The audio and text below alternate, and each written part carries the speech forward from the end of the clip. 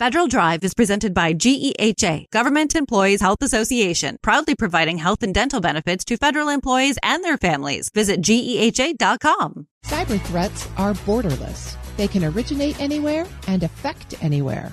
A new set of global principles from industry group ITI suggests that cybersecurity should be borderless or global as well. Here with more on the framework and how well we stack up is the Director for Policy for Cybersecurity and Supply Chain at ITI, Leopold Wildenauer. Mr. Wildenauer, thank you for joining me today. Thank you, Terry. I'm excited to be here with you. Earlier this month, ITI released its global cybersecurity principles. Can you give us some background on why these principles and why now? I would be delighted to do that. Thank you again for having me on today. As you noted, we published a set of global cybersecurity policy principles earlier this month. The reason why we did that was that we recognized that while the goals and objectives of government and industry are fundamentally aligned, because we all want to stop the bad guys as early and as efficiently as possible, that isn't always reflected in the way that cybersecurity policy is being developed and crafted around the globe.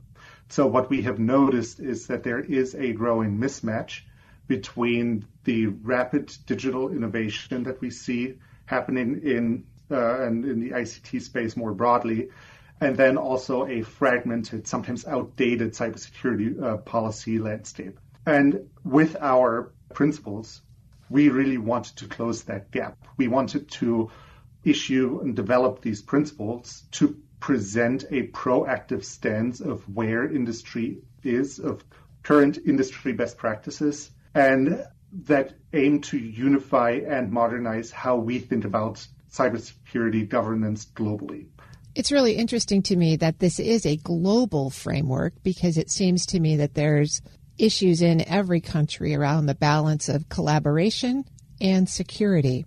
So can you walk us through the principles and how ITI is thinking about them from a global collaboration cybersecurity perspective?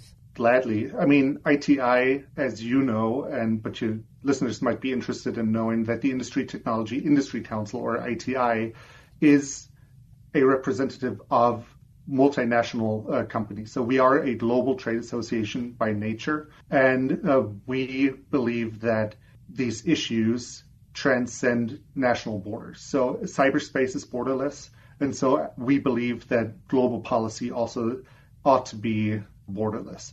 So the way that we organize our principles is that we have them structured in three general buckets. One is what we label core governance themes. These are things like, adopt a risk-based approach, curtail the fragmentation of the regulatory landscape, leverage international industry-led standards, these types of things.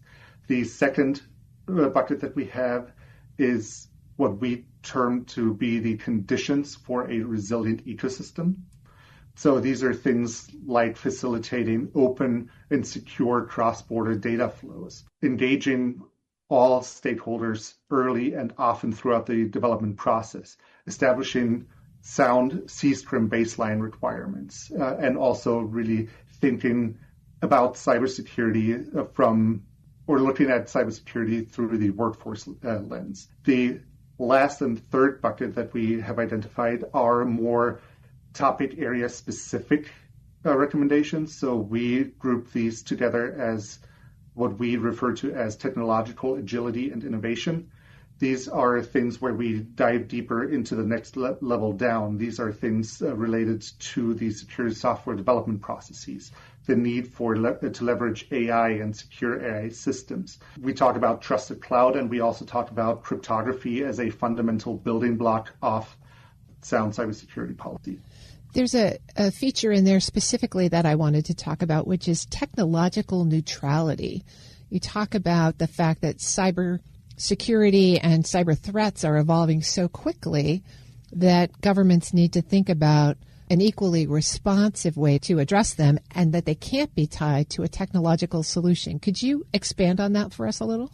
I would be happy to expand on the need for technological neutrality. I think this is really one of the core themes because of what I discussed earlier, that really the innovation that is occurring is happening at a pace that regulation or lawmaking, policymaking in general, cannot keep up with. And so instead of locking in a point in time that might be outdated or obsolete in, a year, maybe even 6 months from today, it's more, we encourage policymakers to think more about what are some of the broader processes that ought to be in place to make sure that cybersecurity risk can be managed appropriately. I'm speaking with Leopold Wildenauer. He is the Director for Policy for Cybersecurity and Supply Chain at ITI. Well, let's step back a little bit from the specific principles. I want to ask you how different countries are doing relative to the principles. How is the United States in its cybersecurity policy and practice stack up against the principles that ITI has outlined? The United States has really led the world in embracing the partnership-based model in cybersecurity, and we believe that is a good thing.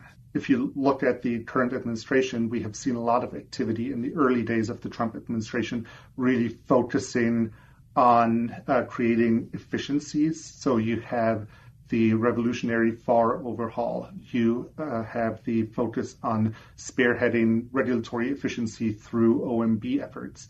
You have the FedRAMP 20X initiative. And the way we look at it is that we are starting to see a mindset shift amongst federal agencies and a willingness to really rethink some of the old ways.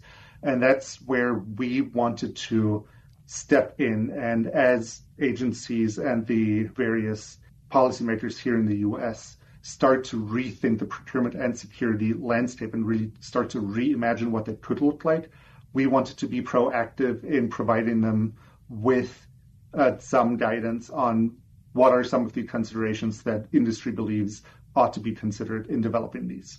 As we are thinking about the principles themselves, what are some of the challenges that public and private entities might face as they try to align their own operations with the principles?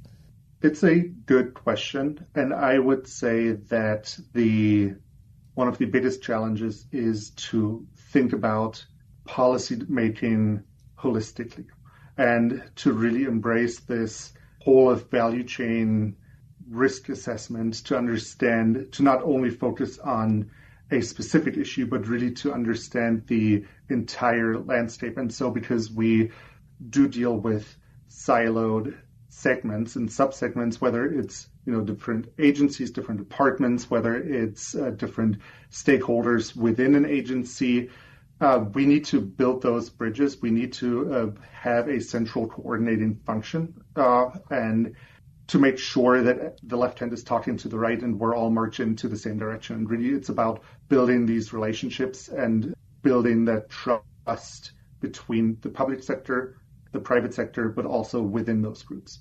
So I know the report's only been out for about a month, but what has the response been so far? Have people largely lined up in agreement, or is it open for discussion?